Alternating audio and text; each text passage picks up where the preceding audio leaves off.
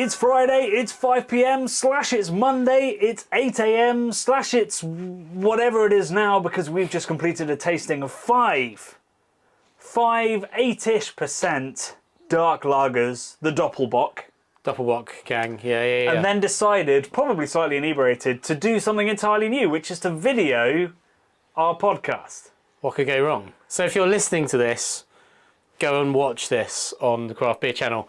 And if you're watching this, go and subscribe to our podcast. Well, you have to search for The Bubble. Yeah, The Bubble. But it is called the Friday 5 p.m, which is something I'm looking at. I don't know if you change the name of your podcast if something bad happens, like a wormhole opens up. Well, nothing bad's happened, but we've got Friday 5 p.m, which is me and you, isn't it? And then we've got The Bubble, which is sort of like looking outside of the bubble. Yeah, but we haven't done one for nearly 2 years now. So we're not doing much looking outside of the bubble. I think the bubble's burst. Maybe the bubble's burst. Possibly the bubble's burst. Maybe. And now it's the Friday 5 p.m. Yeah. Well, it's definitely the Friday 5 p.m. Yeah, or the Monday 8 a.m. Yes. I think eventually we're gonna spiral out. Spiral is probably the right word. Into one we record on Mondays, just as proof that we have bad Mondays too, because everyone thinks we have the best job in the world. Yeah. And it's all right, particularly at times like this where my cheeks are ruddy. I'm staring into the lovingly cross-eyed eyes of Brad after my eyes are not shoot crossed. day. I've spent a lot of money making sure my eyes are not crossed over the years. I can't say, I can't say this stuff anymore either, because we're recording this and people can see that you're staring at two separate points, not one. I like two. Actually, I don't even know what colour my eyes are. Oh, that's very bright there. I'm just going to do that. I think you told me not to go up to the camera, Johnny, but I did it. I just did it. I think I've just painted my bathroom that colour. The colour of your eyes. Beautiful. Yeah. In my honour. Exactly that, yeah. Beautiful. Yeah, well, I was just struggling to know which paint, and I was like, I'm picking up Brad this morning. Oh, I'll go for his delicious mix of bluey green. Well, you had greeny blue. Yeah. And then you changed it to bluey green. No, other way around. I bet Sorry. you can't remember what you just said. Yeah. You had... Fuck. It's more green than blue now. It's more green than blue. Yeah. But it was more blue than green It before. Was, yeah. But it is quite a subtle change. I think it feels warmer. I think it feels cosier. Do you know, when I had a wee, Johnny, you've moved the whole sort of structure of the room around. The locality of the sink is now on the opposite wall. It is, yeah. So it baffled my mind a little bit. But what I noticed when I was having a wee was that you'd left your roller roller tray, yeah, full of paint. And no. Yeah. No, I wouldn't be so careless. Maybe not. Well, no, I had quite a lot of paint. It's dry. Is it dry? Yeah. I don't know. Well, are you saying? Did you get some kind of Tourettean urge to stamp in the? A man does a lot of DIY. I was like, you got to put that shit in a plastic bag. You're speaking to a guy that's repainted his bathroom 3 times since he moved in a year and a half ago. I do a lot of painting. That's pretty good. Because as a family, we're quite indecisive. I don't know. I also quite enjoy painting. It's a very therapeutic process. People say it has kind of meditative qualities. I just find it quite dull. Oh. Well, no, I put some music on. I get rollering. People say that watching paint dry is boring. I think it's the only time that and driving is where I stop worrying. Yeah. You know? What kind of music are you putting on, Johnny? Well, today when I was painting, I was listening to Winter Sleep. Okay. Who are a Canadian, Nova Scotian, I guess, alt rock band.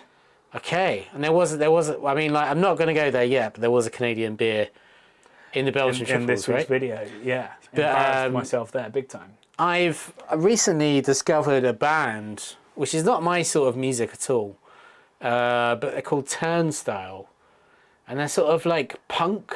The name rings a bell. But they sound a bit like the Pixies. Right. Kind of, they're quite aggressive. Well, that is your style. Well, Pixies are totally my style. Stuff like this, sort of grungy stuff. But it's kind of like the Pixies meets Sting on vocals, which is kind of mad. Because that, I mean, Sting's a dickhead, but... Is he? Yeah, Sting's a dick. I mean, he's up his own... dick. But I feel like... was he in Friends? No, he wasn't in Friends. Sting was in Friends? No, I think they pretended his wife was. Who's Sting's wife? Well, I don't Probably know a who she is supermodel, I in imagine. real life. There was an episode of Friends where Ross's son falls out with Sting's son at playgroup as if... Oh, wow. This is the classic disconnect in friends between what people can afford and like the giant did for sort a of job. mansion flat that they all live in and all this kind of stuff. Supposedly, I don't know. I don't want to talk about Friends. I don't know why. Well, I I'll went tell down you that what, road. Turnstile, I've only been listening to them a couple of weeks. My girlfriend absolutely hates it. She says this is the worst music I've ever played. Oh wow! But it sounds like really gets me going. All right. I'm enjoying it. This new Turnstile album I think is great. Okay. Give it a listen. I found out about them on Tiny Desk Recordings, which is a YouTube thing that I love. Which is, it's lots of different eclectic artists playing music live in the studios of, I can't remember what his name is, but it's like PBS, but about radio. PBR, not PBR, that's perhaps Blue Ribbon. Yeah. But it's like PBS, but it's like radio version. Can't remember what it's called. Drunk Johnny. yeah. Well, I'm glad you found a band that your girlfriend hates. She hates them. Everything I listen to, my wife hates. I don't think she's ever said she hates a band as much as she said she hates this band. Wow. The other day she said, I'm going out to lunch. We work in the same room. And she said, I'm going out to lunch now. And I was like, okay, see you in a bit. She was like, do you want to come? No. I've got to just work through. And then put Turnstile on full volume. I thought she'd gone. So I took my headphones off and just blasted it. And she came back and told me off for blasting it. And I was like proper Michael Jackson style black and white, like, turn this off. Yeah. I was like, whoa. I was like, what do you mean? You were going out. Why can't I listen to this loud? Anyway, that reminds me of, I bumped into our friend Seb, the brewer. Oh, yeah. He's moved to different breweries now. Where's he at now? So he was at... So he moved from... We met him at Wildcard, then he went to Hackney Wick. Yeah. Yeah, that's right. He went to Howling Hops. Howling Hops. And now he's moved somewhere else. Go on, lad. So apparently Howling Hops, a little bit of trouble. So they've Oh, really? They've kind of slimmed down their... Damn. It's everybody right now, isn't it? It's everybody. Cost of living, mate. Yeah. Cost of living. But I think he's doing okay. But I saw him out in Deptford, my favourite haunt. Seb lives over that way. And he was with his sort of skater mates. And they were outside Hot Burns Black, one of my favourite little haunts. And his buddy, I can't remember his name, quite young, probably half my age. Just quickly for clarification, Seb is who we did our collaboration at Wildcard with when we built the mobile brewery. That is probably, I need to explain that. His mate was playing sort of doom metal. Right. Do you know about doom metal and stuff? So he was saying, he was telling me that they'd had a preacher come past. Because you get a lot of street preachers on Deptford High Street. In that lovely gentrified station bit. It's not all gentrified. That bit is a little bit gentrified. But that's where you were. That was where we were. Yeah. But he was like, his mate was telling me that they got rid of the preacher by blasting doom metal. And I was like, oh, fuck. I was like, that's probably really aggressive. Well, I mean, doom's not aggressive. Doom's more just disorientating, I'd say. I mean, I quite like desert stoner rock and doom. My God, what's desert stoner rock? Like Caius, like Queens of the Stone Age, that kind of stuff. Yeah. It comes out of Caius, and before that, like, I feel doom like if a is preacher can't stand the pop grunge stylings of Queens of the Stone Age. Well, I mean, sorry, that's an evolution away from. I mean, it is still desert rock, but it comes from Caius, and then before that, probably is doomier, heavier stuff like Sleep, etc. Which is what I think they were playing to blast out the street preacher. Oh. But they were sat around, skater punk dudes, sat around drinking beers on the street, beautiful sunshine, and then blasting out this doom. I was like, this is a pretty good day. I'm enjoying this. Gee, I don't know if I've discussed this on the podcast before or anywhere with the Quiet Beer channel, but my dissertation at university was on the emotional impacts of listening to music in different urban settings. Huh. Yeah, okay. And I have never considered the idea of doom metal on a sunny day in Deptford. It's pretty good. Tell you what. It's a clash, that's for sure. Yeah. But I'd be more, I don't know, in that situation. I'm trying to think what Deptford would listen to. Probably reggae. No. Semi-ironically is how I'd see Deptford. No, it's pretty cool. I mean, I'm not saying reggae's not cool. And we were opposite Buster Mantis, which is a Jamaican cocktail bar, which is great. Maybe that's where I get it from. I do remember actually there is a Jamaican restaurant on that. We ate there during a break in a shoot one day. Yeah.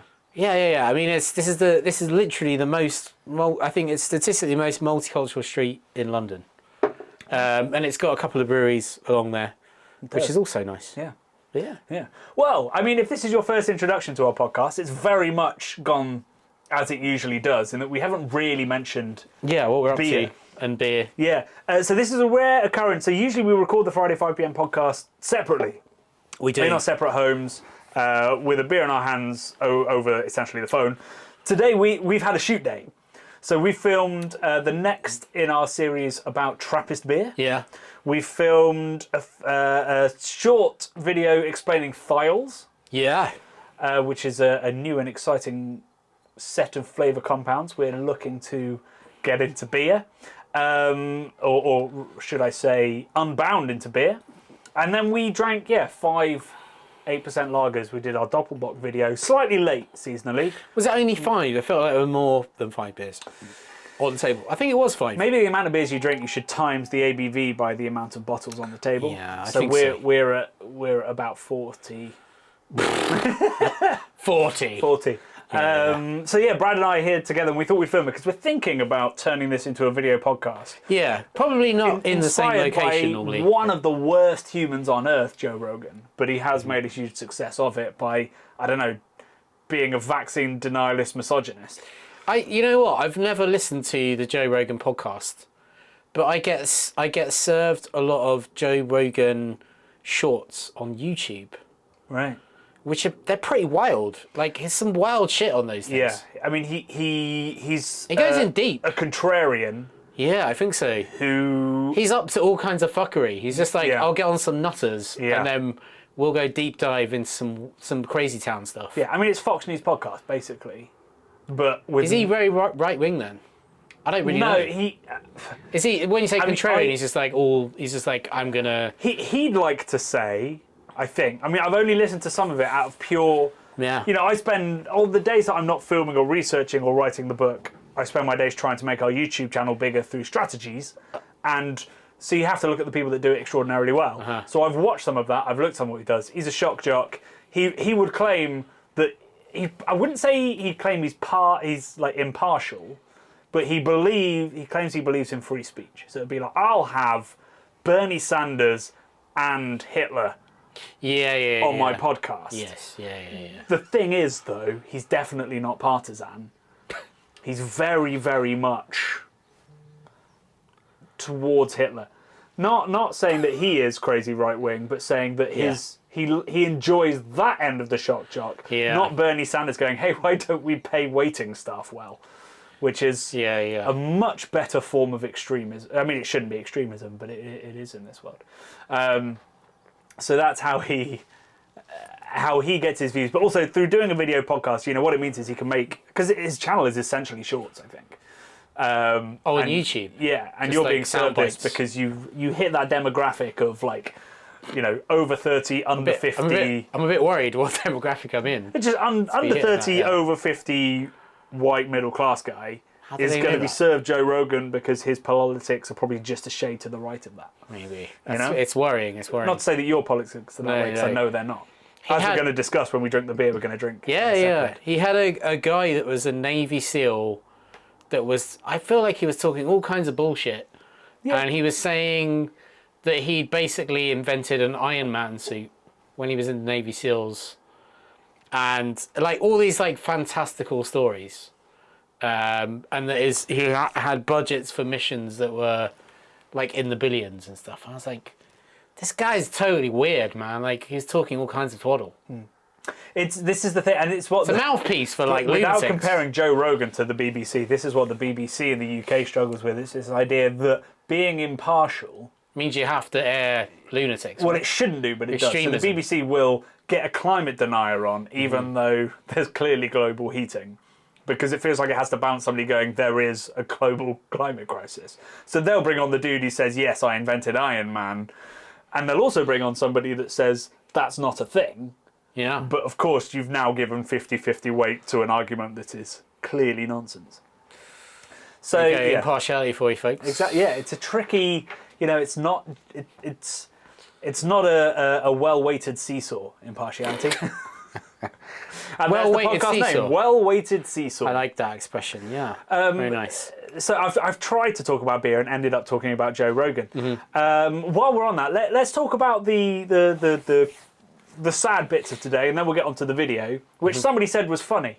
We talked about this a couple of podcasts ago, saying that I wasn't funny. Well, not saying that wasn't funny, just nobody ever says I'm funny. Oh, okay. And it burned a little bit. And then you said, I think it was last week's podcast, you said something funny in Czech Republic. And I was like, what, just one thing? I was joking. I was mocking. 3 days, and I said one joking. thing that brought a smile. That was me being funny, Johnny. I didn't mean it. Oh, right, that was your funny That was thing just for the my day. burn. That was just Whatever. a bit of a burn. So it's been a week It in has. terms of mixing politics and beer. We started with last week in the UK with the UK government trying to remove trans rights from... I can't even really say it. Trying to remove trans rights essentially from the Equality Bill, which makes me want to punch a wall. Yeah. So as a result of that absolute transphobia and hate, we're going to drink a beer from the wonderful Queer Brewing. A friend of mine, Lily, an amazing woman, an amazing brewer, an incredible writer, a great photographer, a wonderful potter. And also, she went to art school and I think she did like fine art and painting. She's just one of those people who... Polymathy. Just everything they touch turns to gold. And she's done a collaboration with Duration. It's a cold IPA, which is not a style we loved, but I've already had a can of this and it's pretty good. Before that, we were drinking the Tripel from Duration, which we'll talk about. I liked it. I enjoyed it very much. The other thing I wanted to talk about, right, have you heard the furore about the gollywogs in the pub? No. So there is a pub in Kent, Gray's in Kent, Yeah. that... I thought Grays was in Essex. Grays in Kent. Oh, God. Oh, it might be in Essex. Yeah, maybe it's southwest Essex. Sort of the Southeast same. Essex. I'm from Kent. They join up together, pretty much, around the edge of London, right? They're basically the outskirts of London. I don't know about that. It's above. Essex is above, Kent is below. Yeah, but they join at the estuary, don't they? They join at the, Like either butthole of... the butthole of London. The taint of London, which is the Thames. Talking of the butthole The of Thames London. taint. Yeah. So that a yeah, thing? you're right. It is. Sorry, it is. One side is Essex Yeah, of the one side's taint, Kent. and the other side is Kent. And this pub is on one of those sides. I can't quite remember which. Now, this is a pub that was displaying a selection of gollywogs. And they had endless complaints from 2018. Yeah. And eventually it's hit national news with the people that own it. It's a couple. Firstly saying, like, it's not illegal to do this. Then the police going, oh, actually, we're going to confiscate this and investigate you.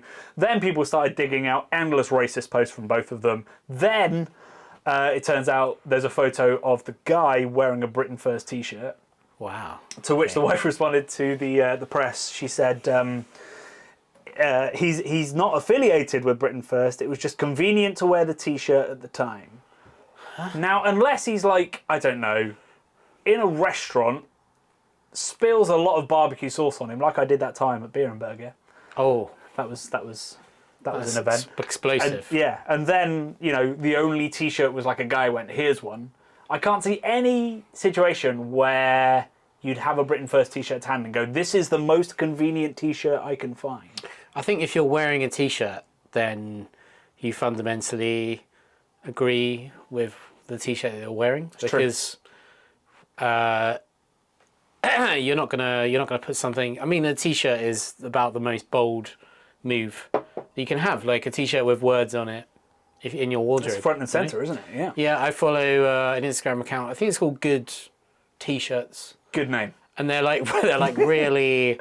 Like, really bad t-shirts. Yeah, they're like really bad, like really offensive. Oh, right. T-shirts like- that go hard. I think Yeah, that's like, Instagram when I say account. offensive, not like racist or anything, but like really fucking weird stuff, and like things that are like potentially broken English or like lost in translation stuff. Right. Like lols kind of things. And some sort of lewd stuff as well. But I just enjoy it from a sort of purely graphic design perspective. Oh, so it's all beautifully, sillily designed. No, I mean, they're horrible. They're like in Comic right. Sans and whatever, okay. but it's all like ridiculous stuff. But yeah, I mean, if the guy's wearing that, I mean, I don't even know what Britain First is that like National Front kind of type thing. Yeah. So it's like they sort of rebrand themselves to be different things it's throughout time. BMP or Christ. or all of this stuff. Anyway, the reason it's very significant to me, obviously it's a pub and we should not visit that pub. The interesting thing came with the fact that it has been, at the last decade, like the last 6 years, it's been, for that local region, the camera pub of the year. Oh, that's not good. Which means that camera not a good members, confluence of things, no. That's camera members have been going in and giving it the awards anyway. And in particular, one of the reviews mentions it's called like a collection of soft toys. Vintage soft toys. So they know what's going on in this pub. Maybe don't mention it if you're, that I think, you're implicit in the crime, I think, if you're like highlighting a collection of soft toys. Yeah, well, I mean, even if you don't mention, like the fact that they gave the award means they're complicit, and people say keep politics out of beer. The thing is, it's not the people complaining about the dolls that are bringing politics into beer. It's very much the pub owners that are collecting racist artifacts, essentially. So I wanted to bring this up on the podcast because I want to make sure that everyone understands the Craft Beer Channel position on this, which is do not support these goddamn businesses. But also I wanted to both call out and I guess say well done to Cameron that they took a while, but they did come out and say we don't understand how this has happened. We are speaking to the regional camera branch. Yeah. And we will ensure this doesn't happen again. And I really hope that all references to that pub are wiped from their website, and this is the Craft Beer Channel calling for that to happen.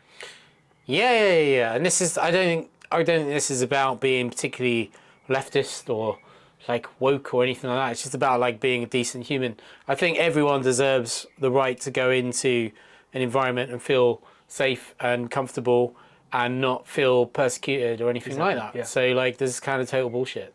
Yeah, Exactly. not cool. Yeah.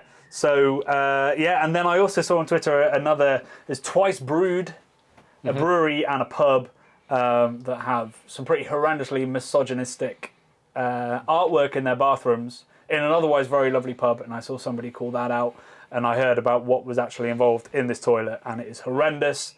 In particular, it is championing the recent situations with Johnny Depp, and it makes me genuinely upset to think that pubs think that this is okay. These are public spaces in which people are supposed to feel welcome, and yet horrible jokes like that, horrible racist dolls like that are still common in the UK. Yeah, it's weird. I think when we travel around the world, we're very lucky to travel as much as we do. It's interesting to see different people's sort of values on what is okay to like make a joke about. I know that we've been to sort of places relatively recently where it's been a little bit close to sailing a bit too close to the wind. It's still pervasive, and people say that this whole notion. I even had some socks that said good people drink good beer. Yeah. If I could burn those socks, I would. I think I've lost them. I think they've got holes in, so I binned them. There's still so much work to do, and all I can say is call it out. Call it out on Twitter.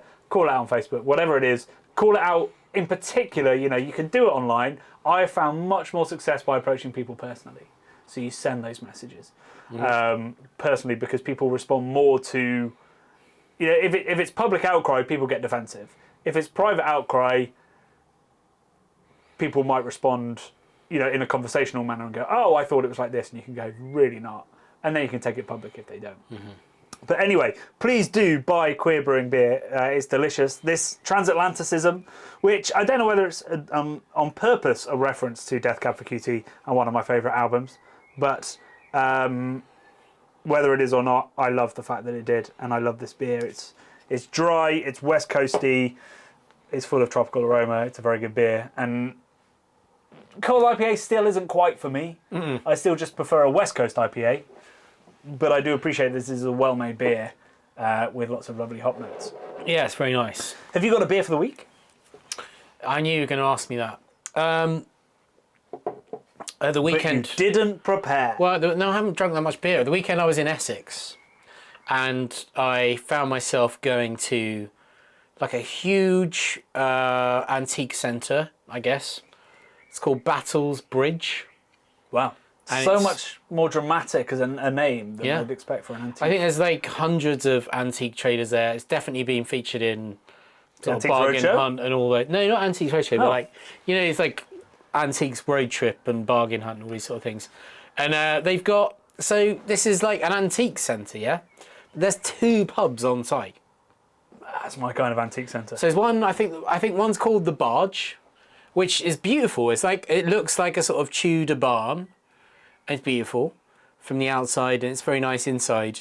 And then you go to the bar and they've got one of the most horrific things I've ever seen in my life, Johnny. They've got a special pump for Corona beer.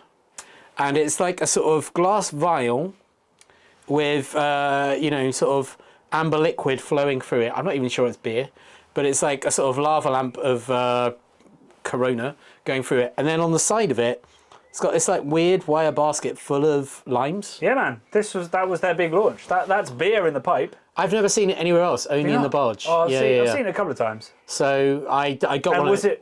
I got one of those. No, I didn't get one of those. Was it? Did you see it being poured into? So they've made Corona glassware that looks like the bottle sawn off. Yeah, I mean the glassware is pretty cool, to be honest. Oh yeah, there's no denying it. I think they've got great branding, Corona. Despite the I mean the beer. So when we put Corona in my blind taste test, it is terrible lager, but it's somehow alluring. There's something about Corona, and that's why it's so wildly successful compared to others. I don't know what it is. It's weird. There's some stuff going on with that. But anyway, I went there and I was like, well, I'm not going to drink that.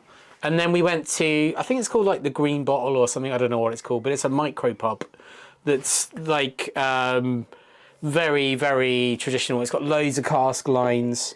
I had some Adnams. I can't remember which the lager was, but it was very good. The Adnams lager? Yeah. Right. Yeah, it's Adnams lager. Names also escaped me. Very effervescent. Begins with a K.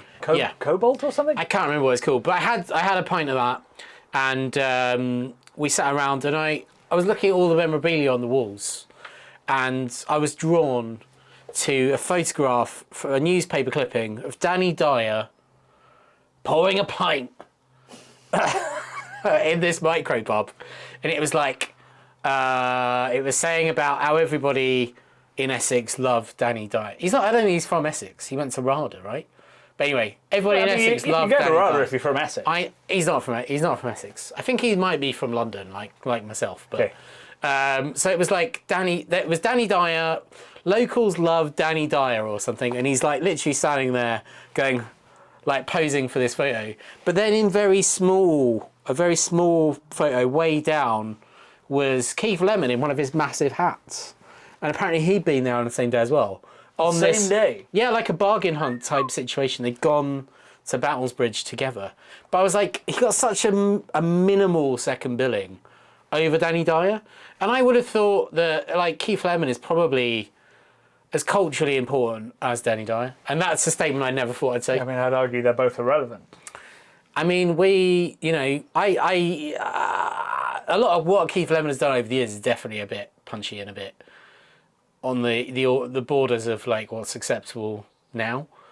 But does he? I don't even know that. Well, like Bo Selector and stuff. Like he right, yeah. He sort of he did like kind of Craig David and said that he had a piss sack, and that he had a pet bird called Kez, and all this stuff. So he like basically said that Craig David was the kid from Kez? Needed like a sort of not a colostomy bag, but a piss sack. So it was like what? Yeah, it was pretty weird. Like if you're not, people don't do impressions of that. They just go David. It was pretty weird. There was some weird shit on that program. I mean, I did enjoy Bo Selector back in the day, but it was definitely pretty out there. But apparently Craig David moved to Miami because people used to shout him, "Where's your piss sack?" What? Yeah, apparently, yeah. This is it's totally new weird, right? Information to me. Yeah. Do you know what, Johnny? He took that conceptual piss sack and he turned it into gold because he moved to Miami and now he's fucking big in America. Yeah, so His music or his DJing? Yeah, his DJing and his music, I think, is big, and maybe his DJing more than his music. But he's like a big guy in Miami. Wow. Yeah. I've learned so much. I mean, it's going in one ear and straight out the other. Of course. For the next 5 minutes, I'm gonna know so much about Craig David I didn't know before. Yeah. So I grew up near this. Well, I think people say Croydon is the spiritual home of UK garage. Okay. I grew up in Beckenham, which is just down the road, and I managed to avoid ever, because I'm like a grunge kid. I never went to any sort of UK garage nights, but probably if I was cool or like of my time, Or just lived a couple of streets down. then I would have been going to Croydon UK garage nights Right. back in the day, like my sister did. And What a story! If you'd have been a different person in a different place, they would have been at different. similar-ish time. Or would have been different, Yeah. right? Yeah. And I do enjoy sort of referential stuff around UK garage. So like People Just Do Nothing, I think is fantastic. And those guys, well, one of them, Seeper, now does a thing called Taste Cadets, which I champion greatly. He's doing a YouTube thing. Have they done more stuff since? They've done a few things. Yeah, I've seen which I think, considering we're entering our 10th year, Johnny, we're woefully lacking on this. They're now doing like team up collabs with like breweries and food places to basically go, oh, this is the best pizza I've ever eaten, or whatever. They've done a collab like yesterday with Yard Sale Pizza, Right. which is about Alan Seeper's Kurdish background. He's Kurdish, and it's a Kurdish style pizza with some sort of bits and bobs on it. I mean, we've teamed up with Yard Sale Pizza. We have teamed up with And Yard Sale Pizza. indeed- That was great, actually, wasn't it? Mr. Best Pizza himself. Of Munchie's Yeah. fame. Frankie Pinello. Yeah. Frankie Pinello? Yeah. Pinello. Something like that. Yeah. I mean, he doesn't know our names either. The pizza show on Vice. Yeah, That Pizza was Show. what he's famous for. So we do that stuff. We do that stuff every 10 years, every 5 years. We're cool. We should talk about this week's video before this reaches an hour. This is how long are we going? Hang on. It doesn't tell you on these It new doesn't cameras. tell you. badly. I reckon we're going at least 40 minutes. It's quite possible. It's a bumper Let's talk episode. about this video real quickly. So, Real quick. this week we released a video. It was a blind taste test of Belgian triples and indeed Yeah. English triples and a Canadian triple, which sadly got disqualified because, well, I'd aged it in my garage and it didn't pan out so well. The winner was baffling. Is that the winner there? This is the winner. So I've got a Castile triple here. Spoiler alert! Damn it! I said spoiler too late. Show it to the camera in case. If you're listening to this, go and subscribe to our YouTube channel. If you're watching this, go and subscribe to our Spotify podcast. So Castile. So they have. Oh my god! It's Cuvée de Chateau, which is like a big blended barrel aged quad, which I really enjoy.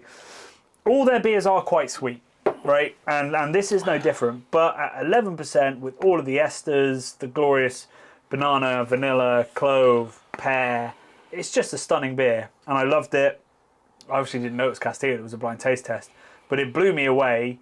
And I never expected to put a Castile beer top of any taste test. I mean, like, just being a design dickhead, It's terrible. that label's awful. Yeah, it needs a real look at. Yeah. But as we know, particularly with Belgian beer, the good beers are rarely in good packages. They've got a terrible problem with design and image, Yeah. I think, in general. They really do. Yeah. But despite that, they have huge success all over the world.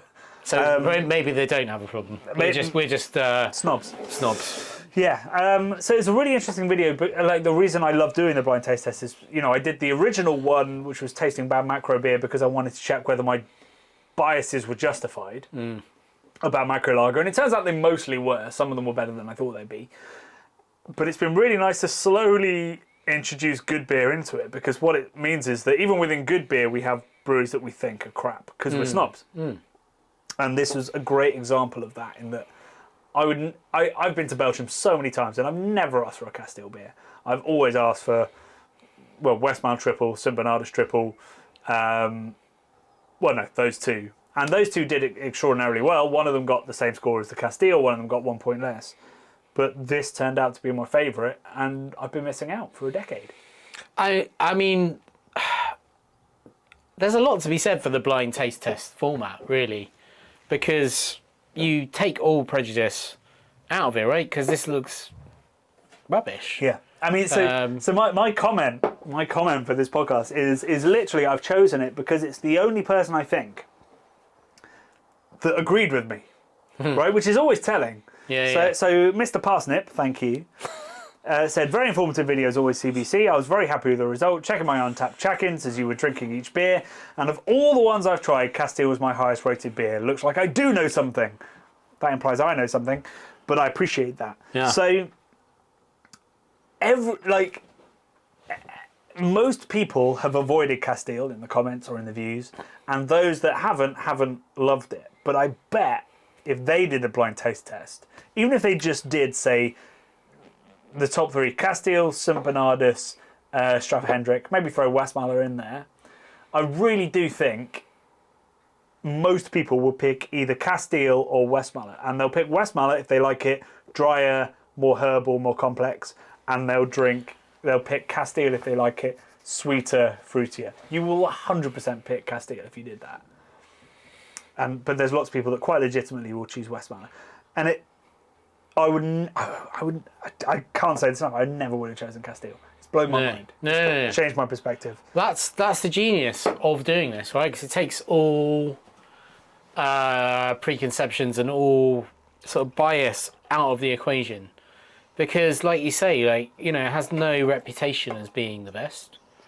It's not a legendary brewery or beer. No, somebody said in the comment, in the video, I said I thought it was kind of a trashy brand, and somebody else said it was trashy as well. I can't remember the exact comment. It was well put. It's just like, this is a cheap everywhere brand that the beer snobs kind of dismiss, and the people that pretend to like beer really like. But the people that pretend are probably right. It's delicious. That is interesting, isn't it? I mean, it says a lot about beer snobbery, to be honest, and just sort of trusting your taste buds rather than your preconceptions. Exactly. Guess. I mean, yeah, you looked at that and went, that's a terrible label. The reputation of Castile would be like, it's a big brand. Look, man, if I saw that in Aldi, I walk straight past it. I'm not even joking. Like, I'd be like, you'd assume that's a knockoff brand, wouldn't you? Yeah, I'm like, it's rubbish. It's rubbish. But it was very good beer. It's very, very entertaining. And there's lots of interesting stuff. It's all Belgian hops. They've got a little Belgian hop logo. Yeah. Brewed within the Kingdom of Belgium. There's nothing really that's sort of factual that would push you away from the beer, other than the branding and the reputation it has. And that's snobbery, right? If you dismiss something because of the branding and the reputation, that's snobbery. I've been accused of being a beer snob so many times a week in the comments, particularly since we've started doing these blind taste tests. But actually, the only time I will accept that criticism, because all I've been doing in the bad lager ones is trying to pick the best bad lager, that's quite a snobby thing to say. Macro lagers, trying to pick the best macro lager. This is the first time where I've drunk something and gone, I was wrong about that brewery. I think we can all learn from that, and we should probably all go out and buy some... drink some 11% triple. Castile. Yeah. Did you have a comment? I had a couple of comments. As a Midwest... So this is Zach. As a Midwest American, you've opened up my beer opinions almost every time you do a tasting. But when it's a type of beer you absolutely love, we can tell. Yeah, it was very excitable. This type is added to the list. So there you go. I think you've opened up somebody's mind there a little bit. Jim McDowell, great stuff. Can't wait for the Imperial Stout tasting. Fuck, I don't want that. For a proper test of stamina. Do the beers end up down the sink, or is Brad in the garden finishing them off? Well, no. I mean, most of the blind taste tests, the pouring has been done either by a friend or mostly by my wife. Yeah. We've done one where you were here, which was the Belgian one. And we did drink the favourites, but yeah, the crap ones went down the sink. Chris Green said, interesting, like you, I would have skipped Castile's Tripel for another make. I'll have to try again. These blind taste tests are amazing. Please keep doing them. I will. So I mean, that's the thing. Like, it's like, are these things interesting or relevant? 100%. I think.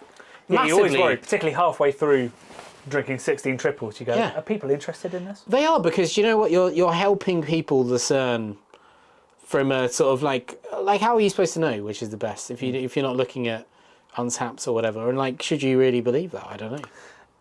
Yeah. And like, there's obviously like bias in different non-trendier styles and everything. Do you know, it's an interesting thing. I mean, we have gone way over time on here, but something I've been thinking about a little bit recently is this whole idea of like influencing in beer, right? I don't think that beer influencers are that powerful in beer, because everybody just wants to try the next new thing, you know, and they might create a reputation around a brewery, but a lot of that is driven by Untapped, by Rate Beer, by Instagram algorithms and lots of different influences. It's not like I feel like there is in like, I don't know, maybe makeup on YouTube, or maybe tech on Reddit, or this kind of stuff, where one person can have a huge amount of power over what's sold and what's respected and what's kind of loved.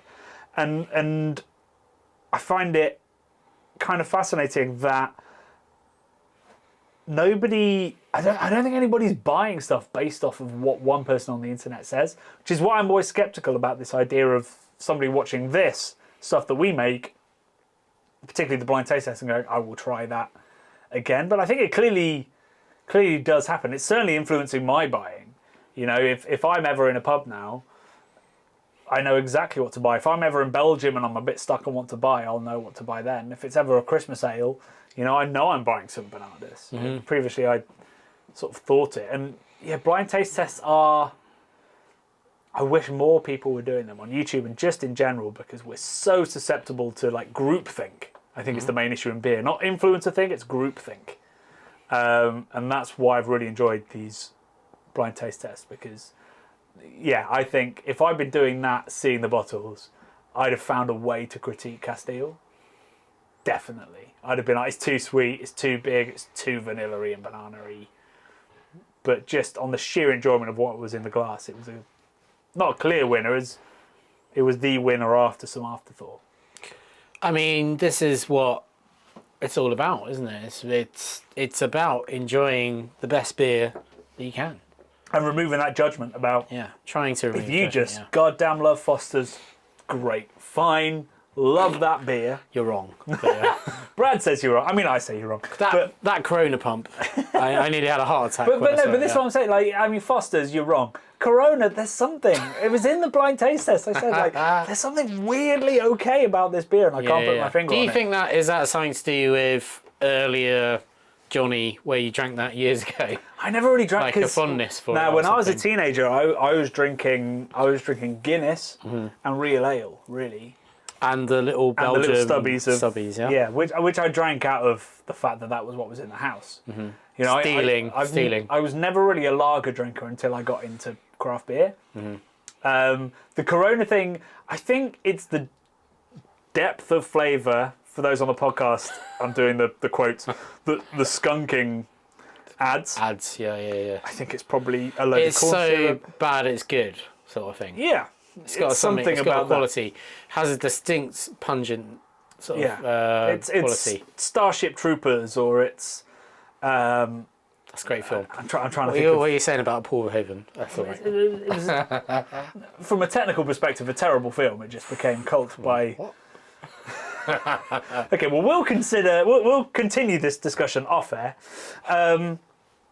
Yeah, anyway, the blind taste tests are amazing. You should do them with your friends. They're so much fun. I've done a couple with friends off camera as well, just to be like, you know, which of these do you think are great, and then show them. No, it wasn't Corona.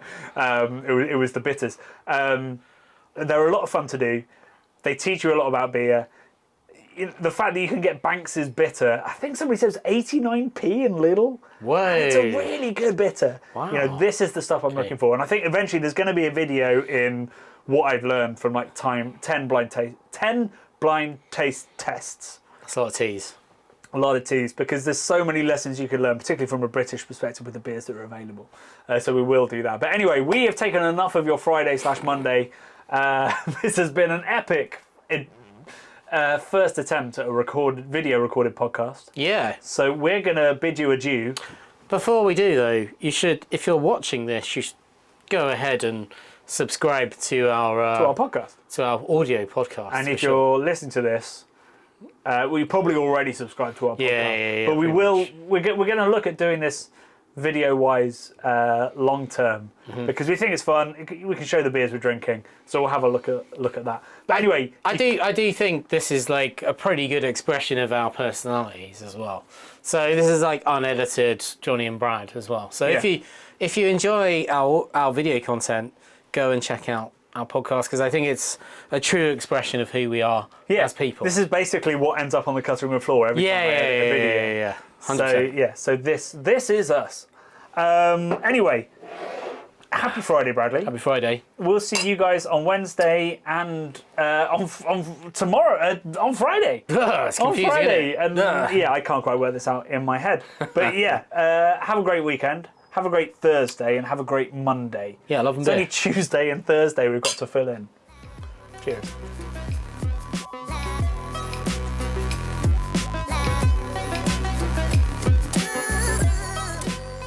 The Bubble and Friday 5pm podcasts are brought to you by the nerds behind YouTube's craft beer channel.